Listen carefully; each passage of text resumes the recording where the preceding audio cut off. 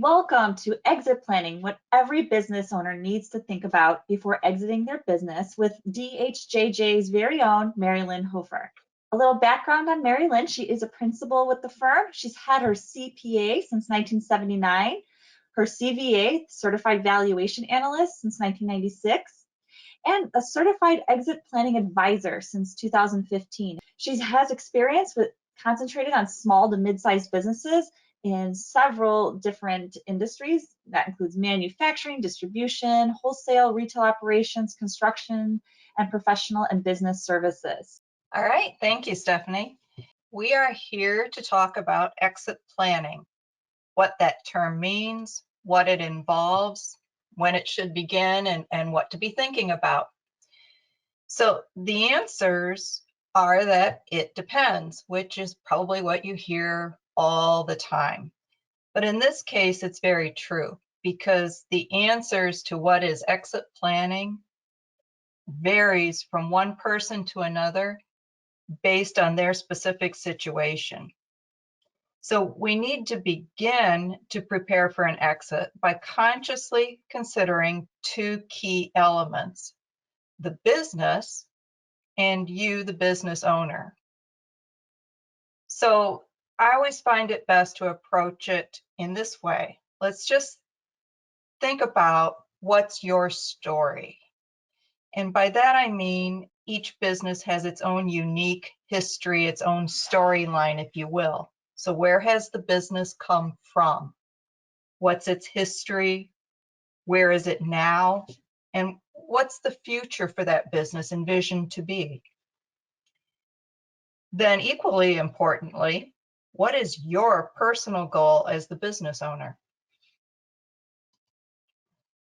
So exit planning is a process that focuses on the inevitable in the context of a specific ownership situation. Every business owner is human and inevitably will exit this business at some point, planned or unplanned. Exit planning is intended to manage the uncertainty and anxiety that comes with every exit by making some decisions and putting in place some tools well in advance of the exit date to make sure that the transition is successful and provides the resources that the owner needs. To identify and develop the appropriate tools for each situation and each owner, exit planning typically starts with a couple of key assessments. Assessments focused centrally on the owner and what the owner needs. Assessments focused then on the business and what the business may need. And then from there, identifying tools that will manage the process, getting rid of as much uncertainty and anxiety as we can. The goal, clearly, is to achieve a positive outcome for both the business owner and for the business. Think of exit planning as building a bridge between the now and the future, with the future defined as the future for the owner and the future for the business. To help us evaluate what's involved and to put the types of things to think about in perspective, I like to start with just two very simple case studies that kind of set the tone and get our minds working in the right direction. So case number one is a business that was founded by its owner 30 years ago. The owner is now 70 years of age and perfectly content to keep working. The owner actually works every day, works directly with employees in almost every segment of the business, whether it be sales, inventory, receivables tracking, equipment, financing. Everyone knows the boss. The company is a manufacturer, not high tech, but profitable over all the years. The owner's children, the second generation, you'll see me refer to them, by the way, as just Gen 2 for simplicity. Members of that second generation are working in the business, involved in 3 of the most critical areas of the operations. But the owner and the management team are starting to see disagreements between the owner and Gen 2. So when this owner thinks about exit planning, some possible exit topics include, first and foremost, identifying all the stakeholders and their needs and expectations. We will talk more about the definition of a stakeholder as we go a couple of slides further on here.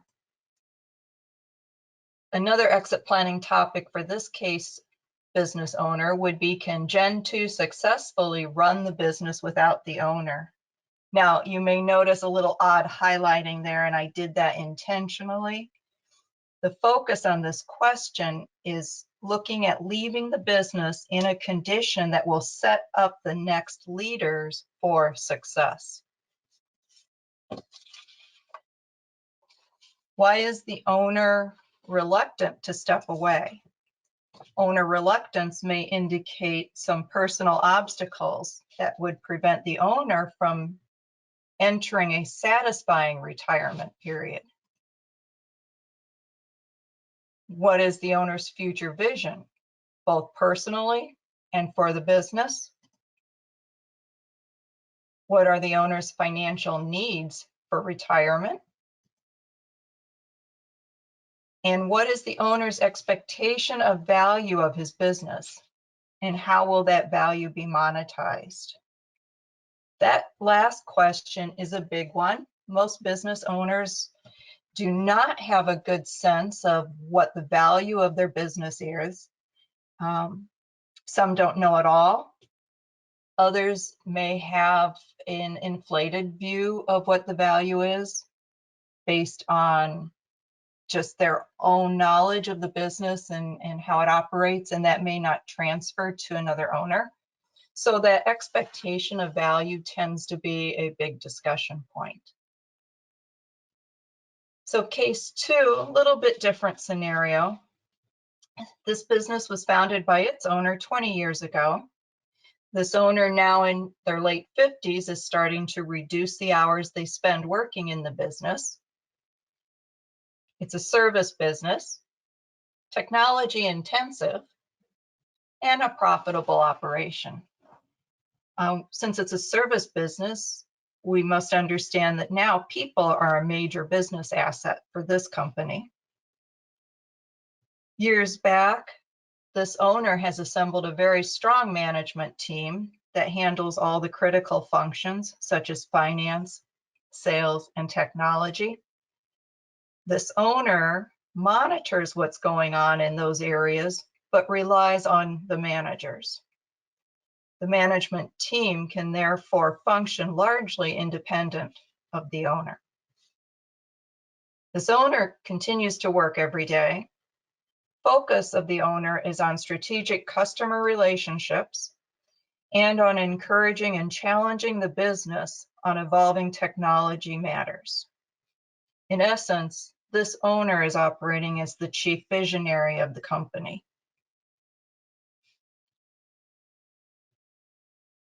So for exit planning questions for this particular owner, again, we start with the issue of stakeholders, and we'll be getting to that shortly.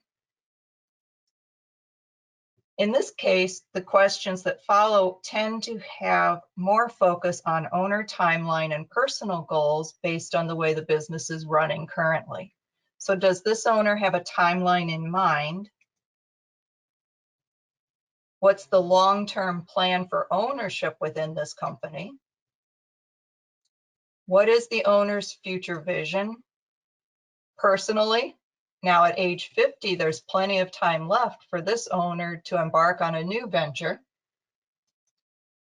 For the owner's family, for the business. What are the owner's financial goals? And again, what is this owner's expectation of the value of the business and how will that be monetized? So we've been through 2 case studies here. Is either owner ready for an exit? expected or unexpected? Case 1 doesn't appear to be so. Case 2, possibly. In case 1, even with Gen 2 in place in the management of key areas, those individuals have never been able to operate autonomously and therefore have never been tested on how they will actually do on their own. How will the owner know that Gen 2 will be successful? In case 2, it looks like the business can run on its own for a while, but a long-term plan for ownership may not be outlined yet. Who will replace the visionary? Take a few minutes to think about your specific circumstances and how you will define your personal and your company situations.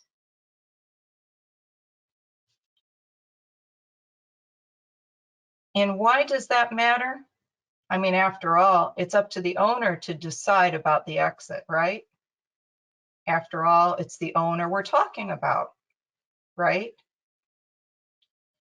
But as we talk about what an owner should think about when considering an exit, we first need to explore who is really concerned and impacted by that exit.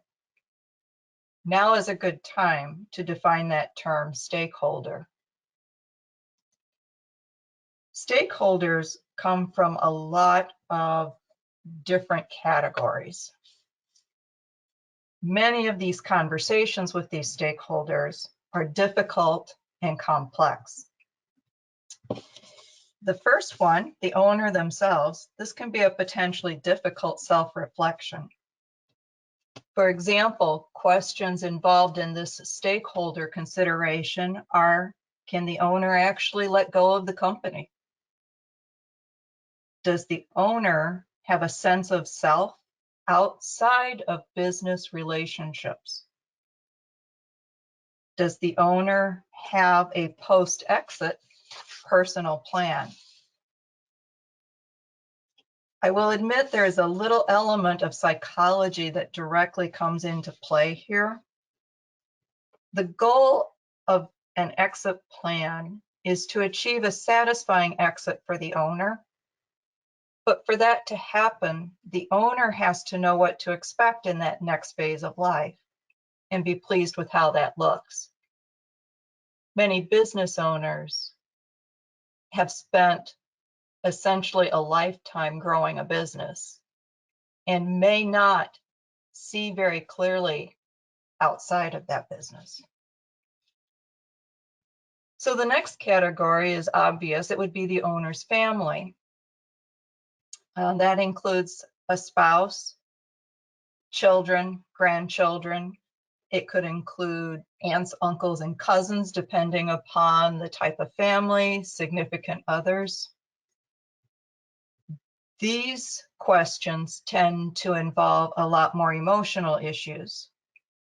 Are there undercurrents between spouses, significant others, children, grandchildren? Who wants the business? If the business is apparently going to one of several children or a few of several children, are others feeling left out? And will that exclusion, perceived or not, impact family get-togethers? Financially, is the business the primary income for the family? If it is, how will that income be replaced? Is the business expected to fund the owner's retirement? How much is needed?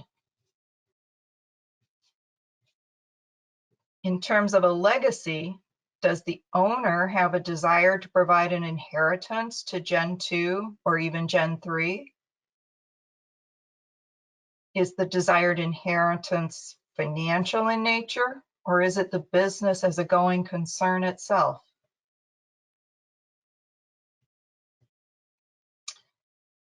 Are expectations between the family members and the owner consistent?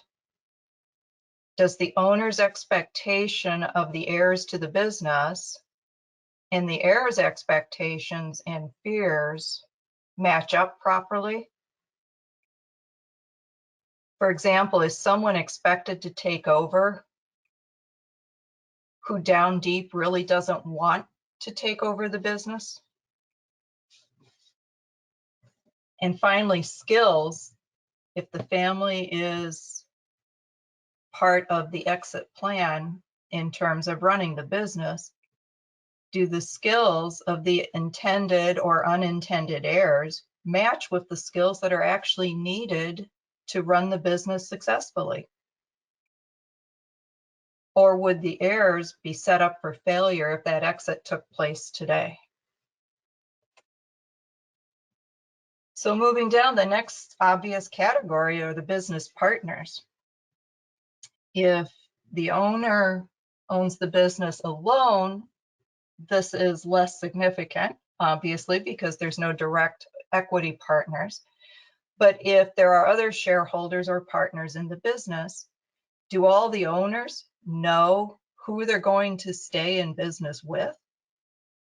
Are the necessary skill sets held by the remaining owners and managers?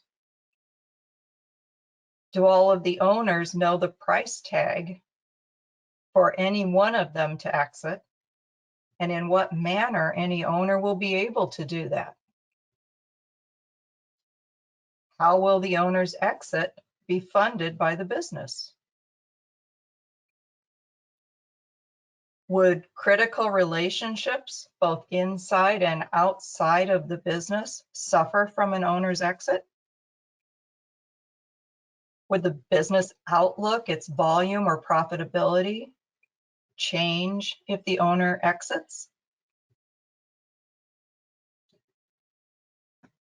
Company officers and managers may not have an equity ownership in the business, but their livelihoods are tied up in the company.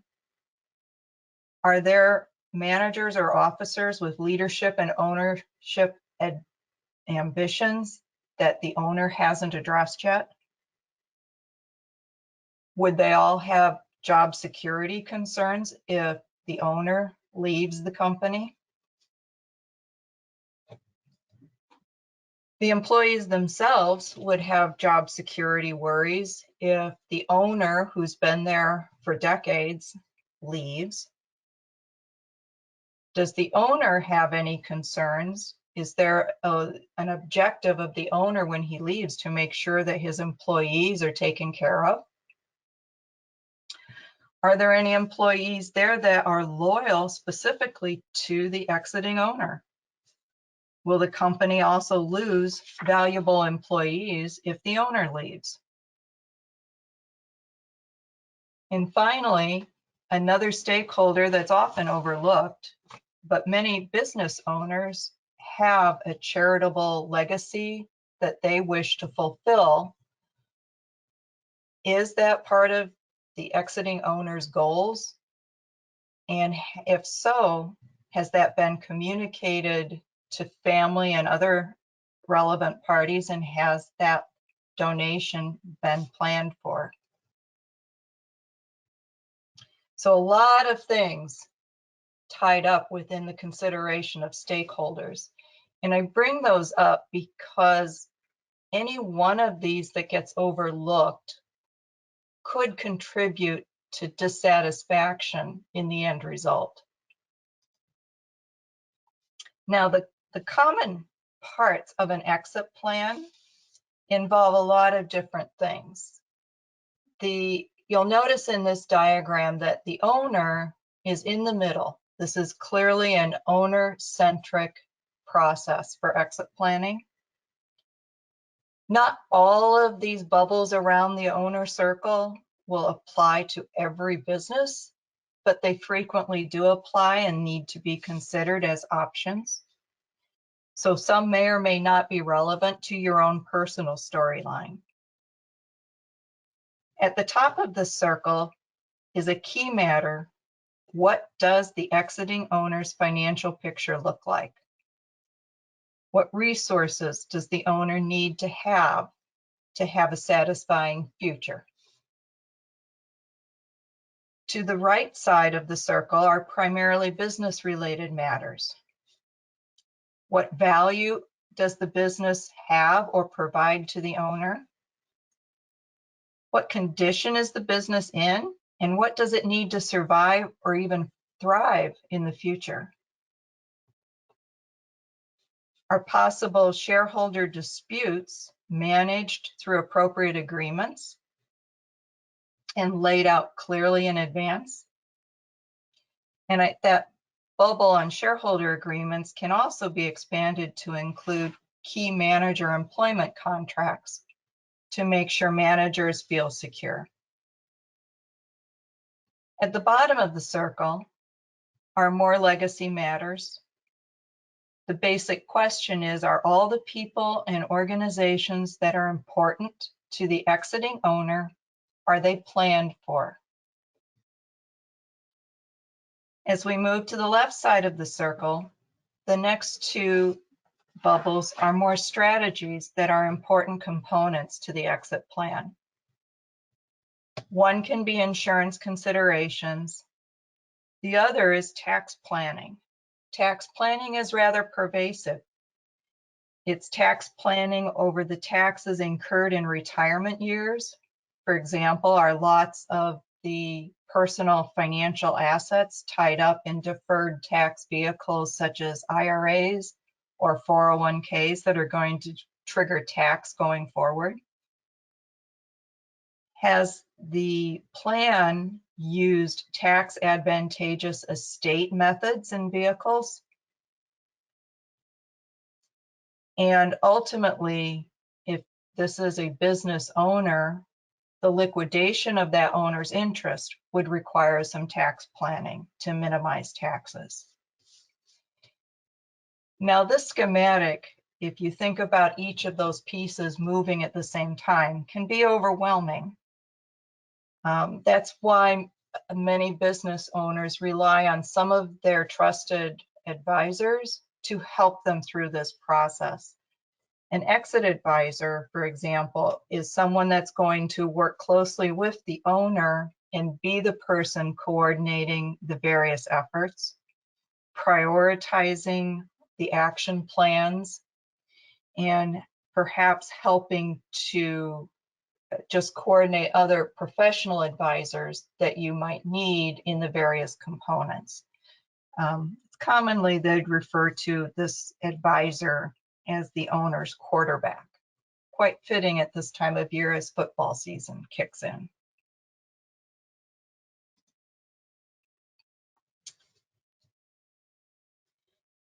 The next several slides will focus on the types of things to think about in each of those categories on the schematic we just went past.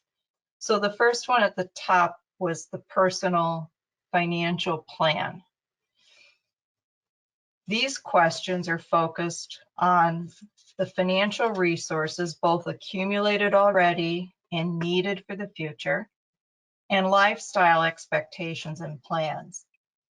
A personal financial plan will need to have some insight provided in terms of what that future would look like. So the objectives of it are to ask the questions, do I have enough saved up to retire or exit the business?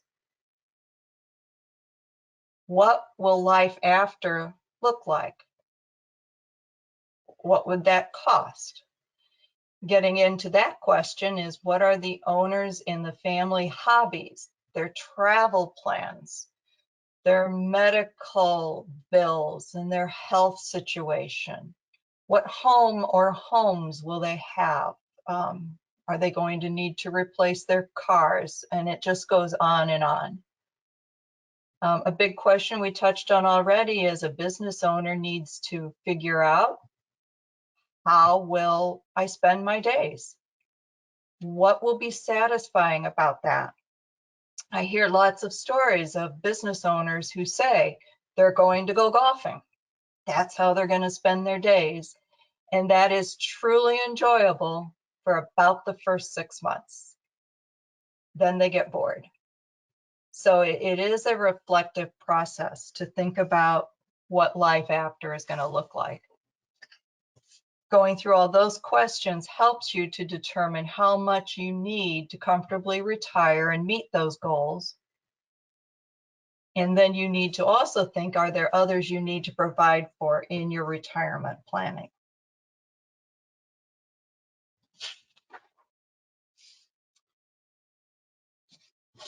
Moving to the business matters.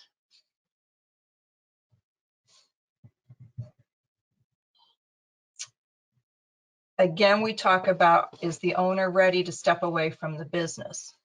And what will that actually look like? Is it part-time? Is it completely out of there? Is it remaining as perhaps a member of the board of directors to help just counsel things, or to be a consultant for a period of time? But how do you step away and let others run it? Who will be those parties taking over the business? Again, we come back to how much is my business worth? That's really a focus on, is the business worth enough to meet the owner's personal financial plan needs? Questions that follow on is, how will I get value out of the business?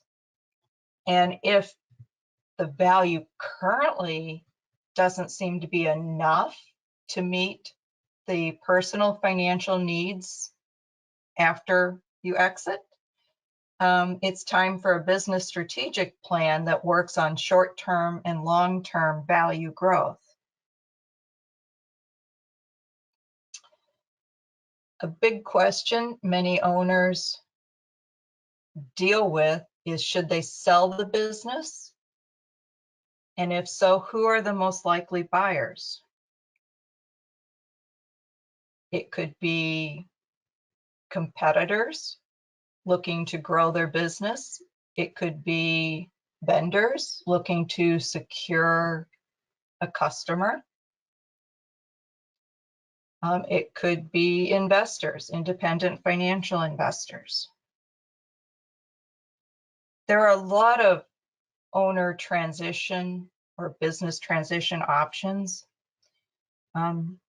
Internally, keeping the same management team, there can be buy-sell agreements in place where other owners buy out the exiting owner.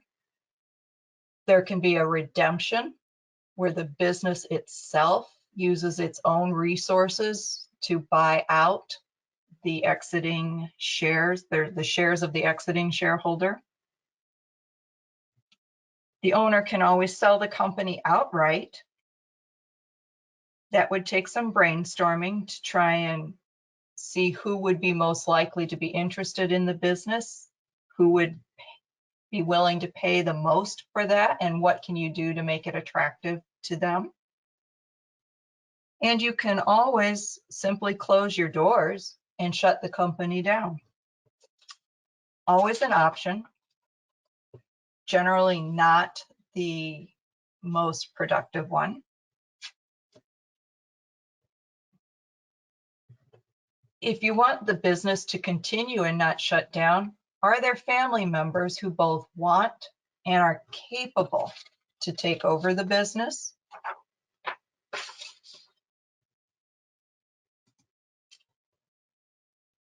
Will the business do okay without the owner there day to day, involved in relationships, involved in decisions? Is the business currently positioned well enough to give the owner the value needed for their retirement plans? Is the business positioned for the new leaders to be able to succeed? And if that's not true, what needs to change for it to be true? Are key employees in place? Would employment contracts with a couple of key leaders be a good idea to ensure that they're there when the owner leaves? Are processes and systems that make this business successful, are they documented and are they working?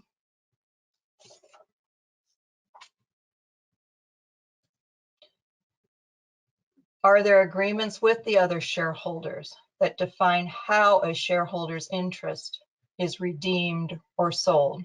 Now, typically those agreements don't specify a dollar value per share, but they set parameters that enable formulas to come into play, or valuation analysts to be able to look at the finances of the business and calculate a value. And do all of these agreements protect both the business as a going concern and the owner's family?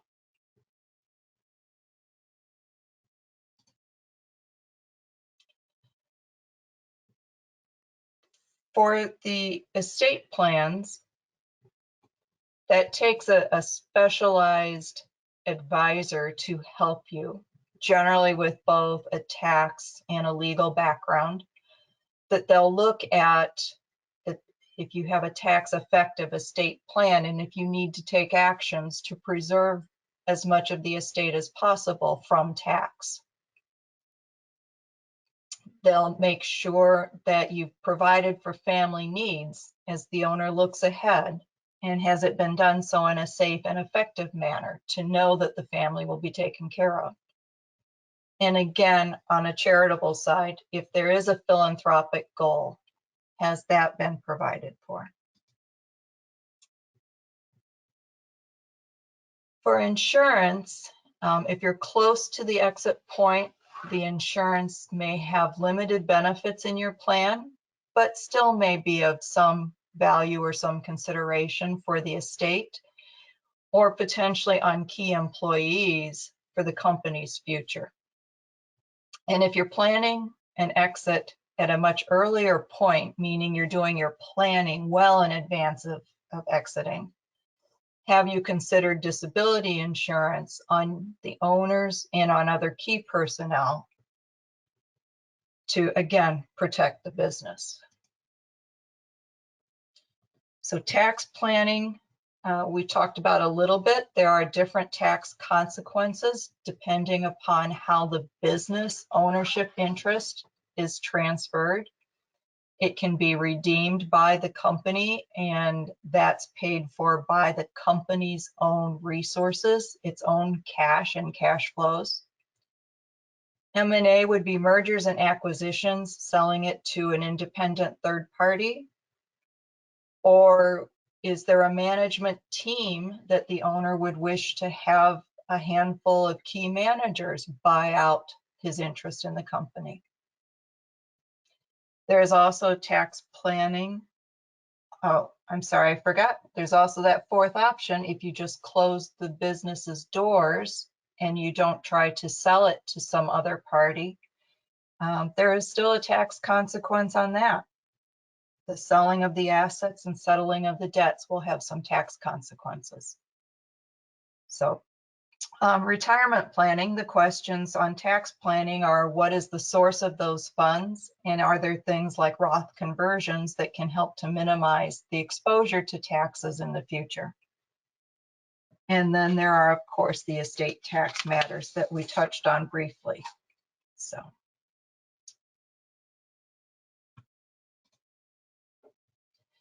So when should exit planning begin? It may sound a little sarcastic to say when the business starts, but that is generally held to be true, and it's rarely thought of when the business starts unless you are an entrepreneur who is buying a business to grow it and with a planned exit in 5 or 10 years. Clearly, exit planning should be revisited or thought about whenever a new owner comes on board, because the new owner should be part of the plan for any owner's exit. Ideally, exit planning should occur 3 to 10 years before a planned exit, assuming you have a crystal ball to know exactly when that exit point may be. And if you have a crystal ball, call me afterwards, because I could certainly use that. This window, though, in all seriousness, this window of 3 to 10 years 3 to 5 years, ideally, perhaps. That is important for value growth that may be necessary to satisfy the owner's financial needs and expectations. If the business as it exists when you start exit planning isn't providing enough resources for you in your future years, then the answer is to try to make that value go up. And that value growth can be planned in a number of different ways. And then ongoing basis, even after an exit plan is devised and there is some plan in place, it needs to be reassessed as both personal and business conditions change.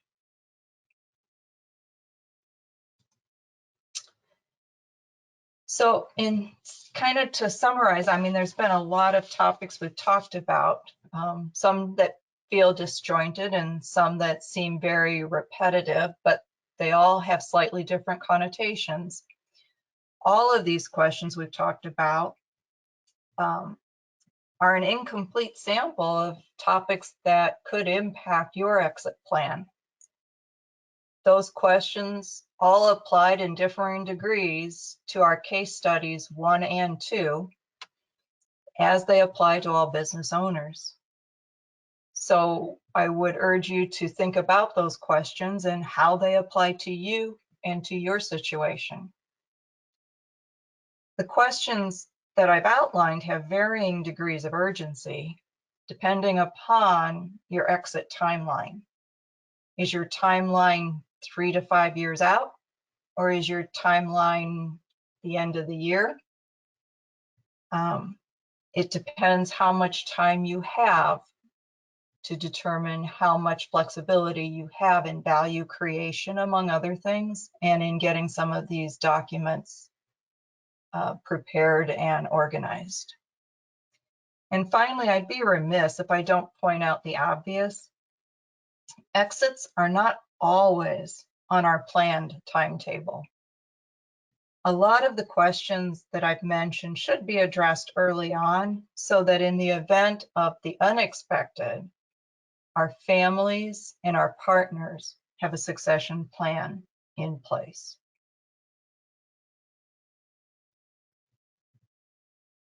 Stephanie, have we had any questions? It looks like there's just one. You know, they understand that it's different for everybody, but is there something that maybe you see a lot of that you'd like the audience to know, or something like to really look out for or to think about? The number one thing you would leave people with?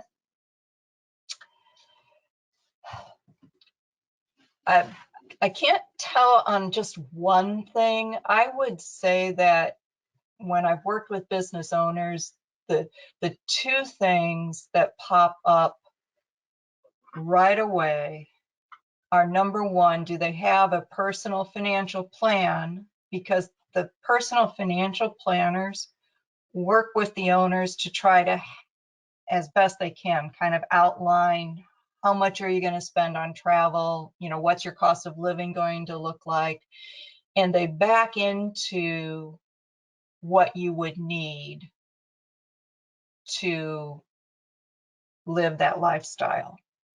And they apply, you know, longevity factors and things of that nature based on your own family history and things.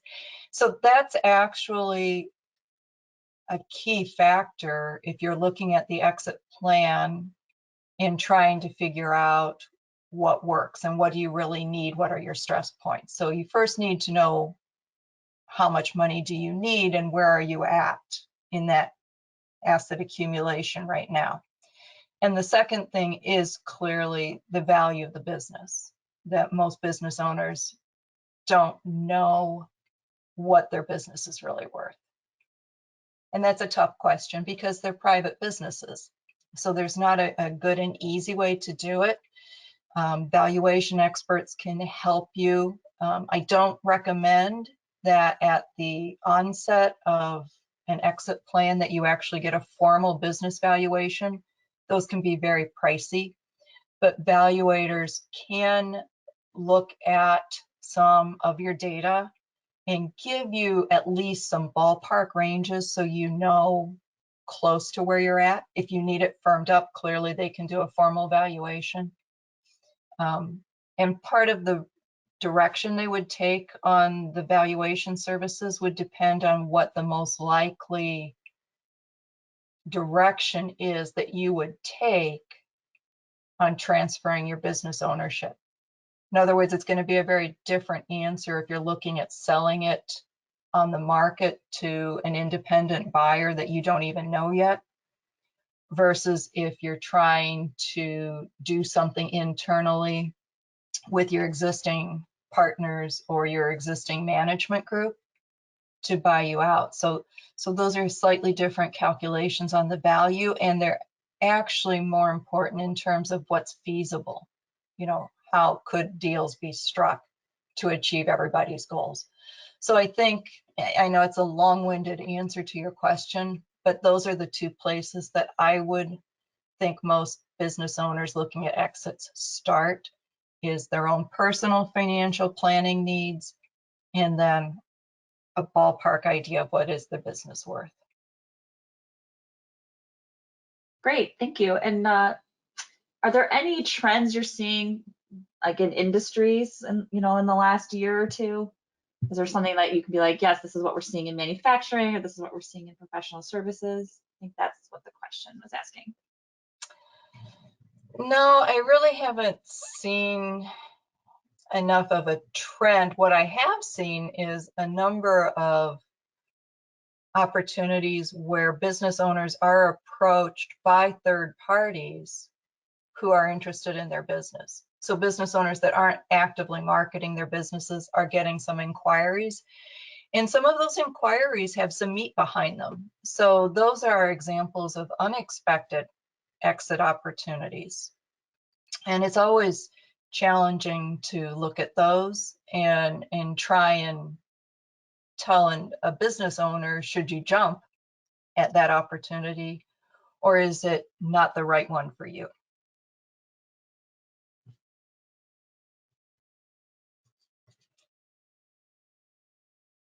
So if there's no more questions, I have one last slide I wanted to just share. It's kind of my closing reflection.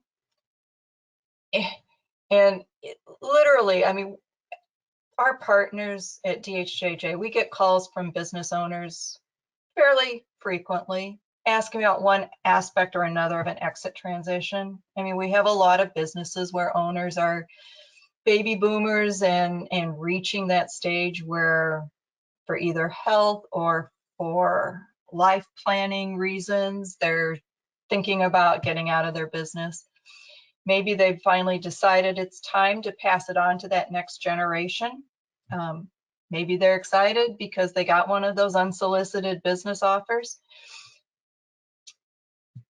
Maybe they've thought about it and decided that they'd like to have the family that makes up their business right now, and by that I mean the employees and the management team, maybe they want them to take it over and they're trying to figure out a way to do that.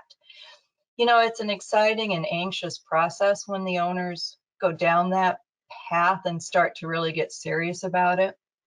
And we love being able to help you. All of the partners at DHJJ do. But I have to admit, it's really challenging when we get those calls and they're what we would term last minute. There's something because somebody wants to do something within the next 6 to 9 months. And you see, when that transaction is imminent, it's often too late to make critical changes that could yield more proceeds from your business to make your retirement nest egg a little bit bigger. So the bottom line that I would leave with you is, if you're seeing that there should be a transition in the next couple of years, I'd say don't wait. Start that thinking process now.